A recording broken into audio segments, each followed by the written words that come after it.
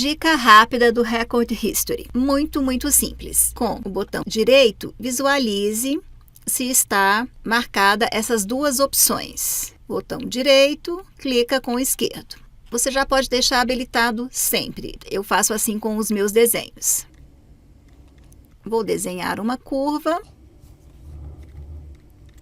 e vou espelhar. Transformação. Pronto. Vou deixar em uma outra layer.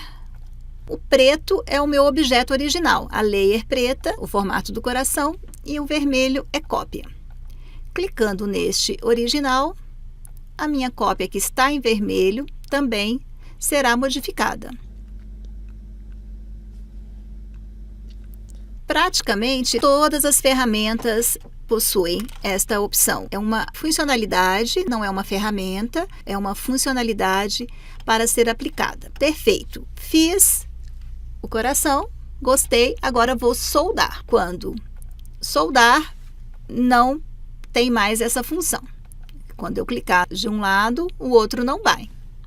Mas, por exemplo, se eu modificar sólidos a partir de uma curva, sim, ele irá ser modificado também. Eu fiz um sólido, agora vou selecionar a curva e vou modificar esta curva.